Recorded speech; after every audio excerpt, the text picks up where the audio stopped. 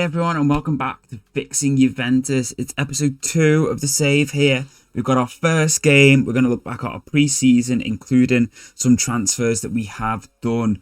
We've got a derby game to kick off our season today against Torino. We're away from home. Let's go.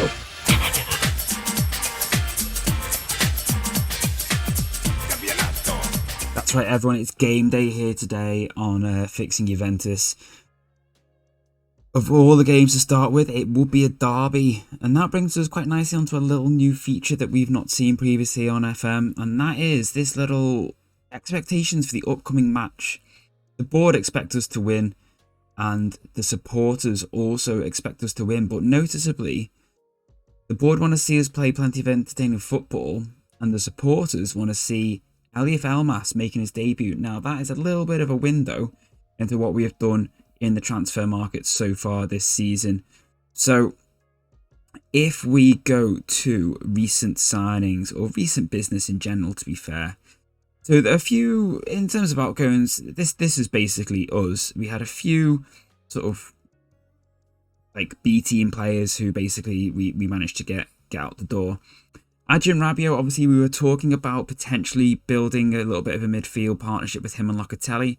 He did only have a year left on his deal, and I was not convinced that I was going to want to actually keep him on for another 12 months. Man U was sniffing around, so we managed to get 15 mil for him, which is a little bit more than I think Man U were trying to pay for him in real life. Daniele Rugani is another one that we got out the door. His wages were quite high, really, to be fair. I think about 105k a week.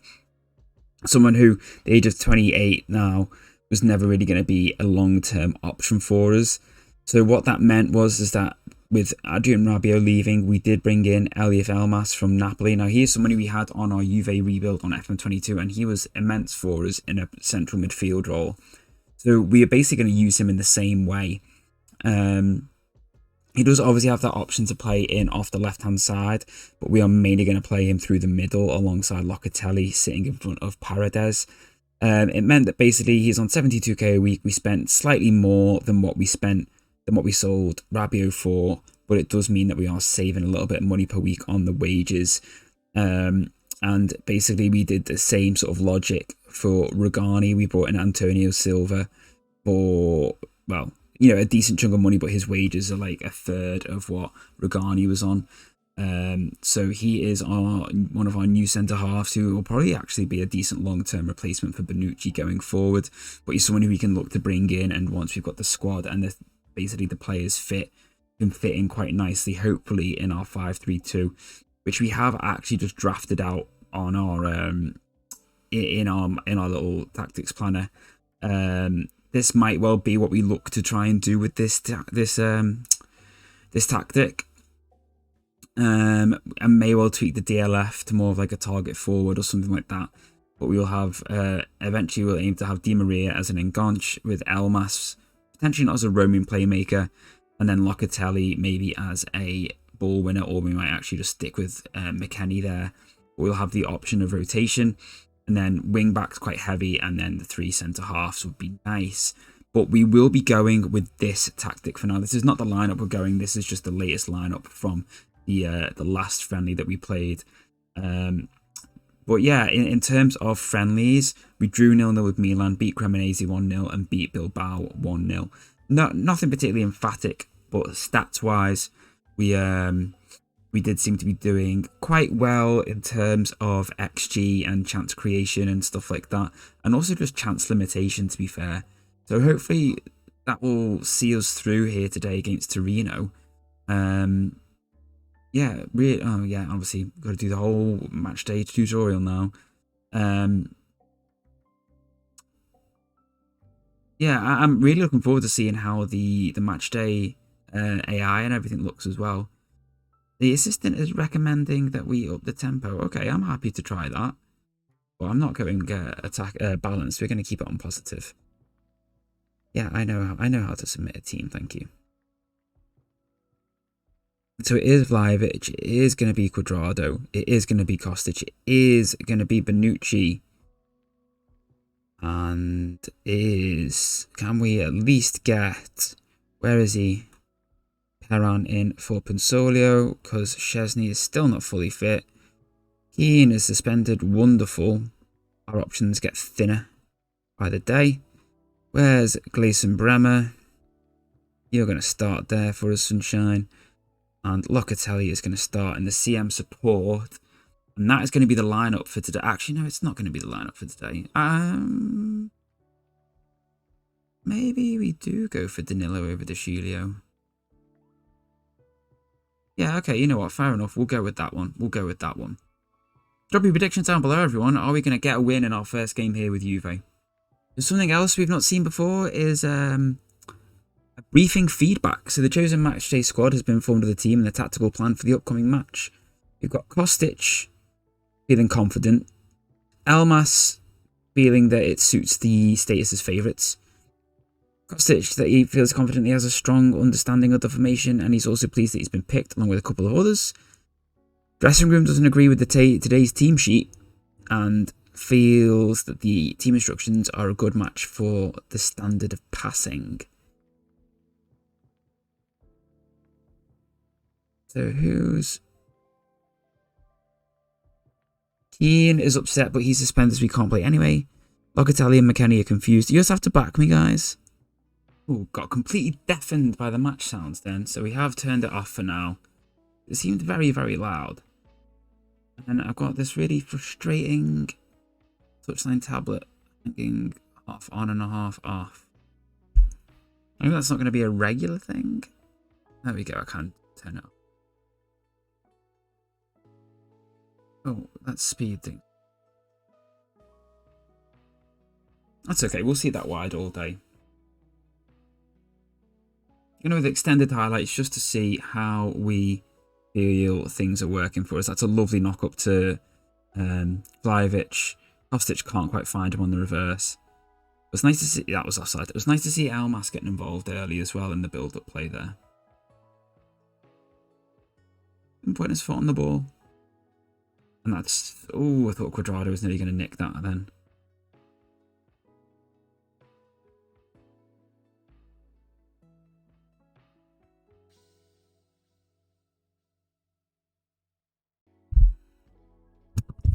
Sorry. Great tackle from Alexandro. Oh, interesting. I'm loving the animations.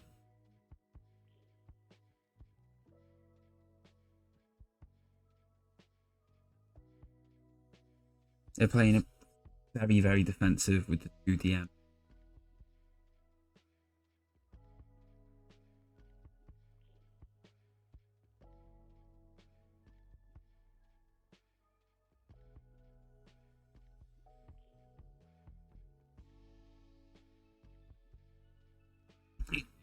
Yes, everyone. There's the first goal.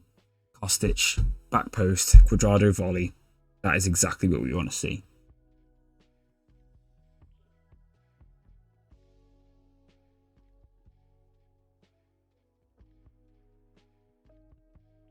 Kostic with a great cross, and that Ola Aina just completely misses the ball.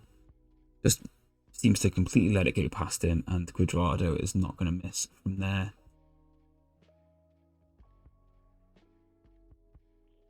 Also, just realised that Fagioli's in when I meant to play Paredes there.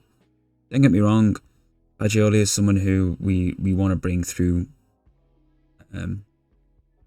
He's 21, he looks decent, so you know I don't have an issue with him playing. Just isn't necessarily the lineup I would have intended to go with. But you've won the ball back there well after Elmas got tackled. Vlahovic, however, can't hold on to it. Well read there by Cuadrado, but loses it to Ola Aina, and Torino were counter-pressing really effectively here. Really, really counter-pressing effectively.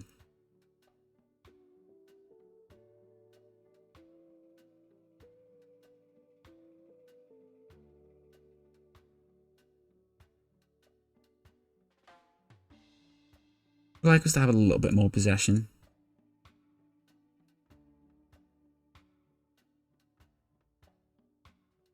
I mean, solid first half, 1-0. And we've definitely got scope for changes as well, which is nice to have. Don't know whether maybe we try playing Vlahovic as an advanced forward. See if he can get in behind a little bit more.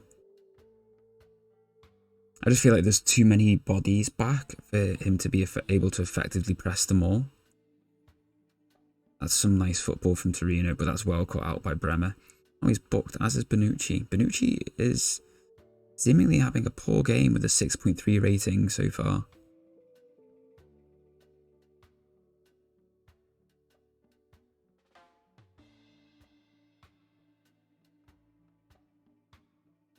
By the way, by Locatelli, close that down, that's fine. We can let them smash that over all day.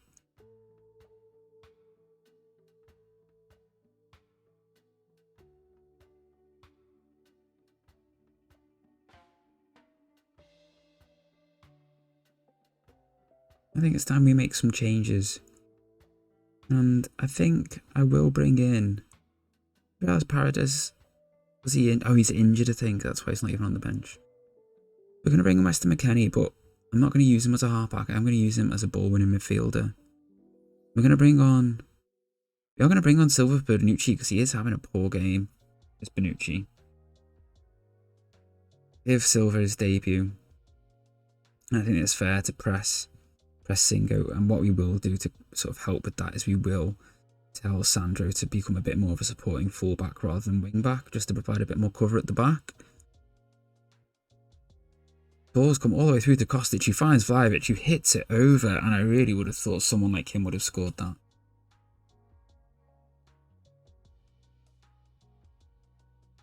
Yes, Antonio, that's well won. I want to see that one again. Not like that though. That's pretty poor from Gleison Bremer. Heavy first touch from, was that Radonjic allows Bremer to recover and nick it. And I think we're going to bring in Arkadiusz Milik now. Almas struggling, that's fine. We'll bring on Moretti.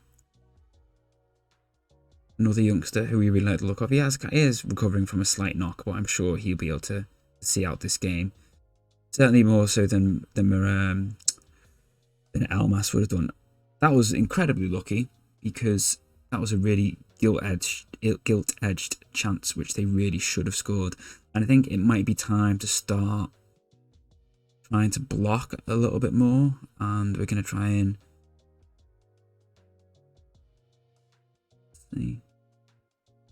We're going to start trying to force them outside. And we are actually going to try and stop the crosses though.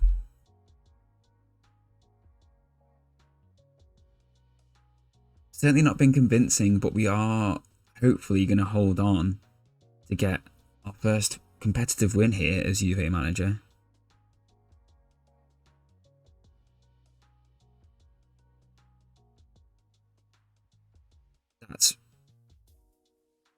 That is appalling defensive football. Both defenders there. I jinxed it, didn't I? I said, oh, we are hopefully on course to get our first competitive win. Watch this now. Long ball forward. Antonio Silva does nothing. Bremer slides in and does nothing.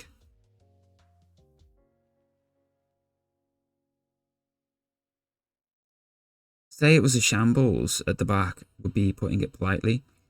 Even more galling when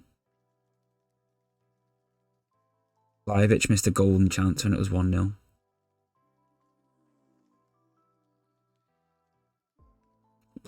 Silva made some sort of amends there with that last minute block.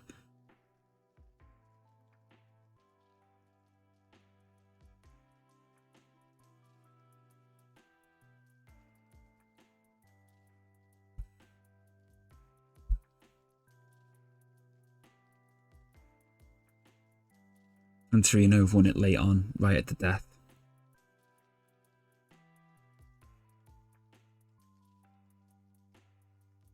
Right at the death. Unless we can do something with this corner.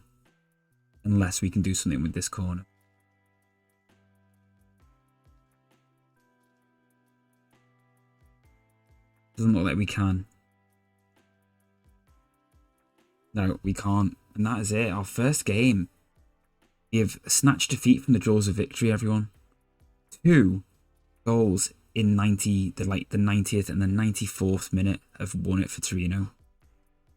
So after that shambles at the end, I mean, I'm livid with that. Absolutely livid. We thought we had it won. I thought we had it won. And a simple long ball over the top and then the inability to defend the corner has done us there. I have warned Bonucci and I am going to warn Sandro as well. You know, performances like that are unacceptable. Got Fiorentina and then Napoli next, so it's only going to get tougher.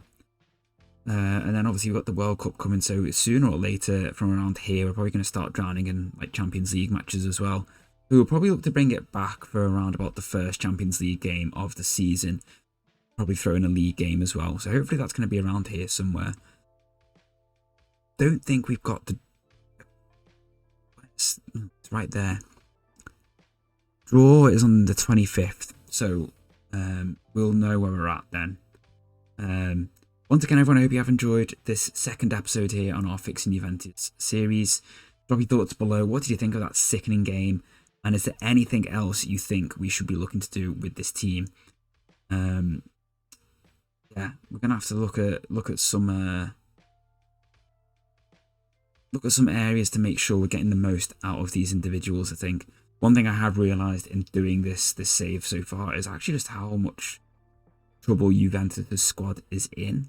The real dearth of quality, and there's so many players out on loan who'd actually be really, really useful to have right now. But yeah, there's a real lack of quality in depth, really, which is a shame. But yeah, we're here. We're going to stick it out, and we're going to try and turn this club around.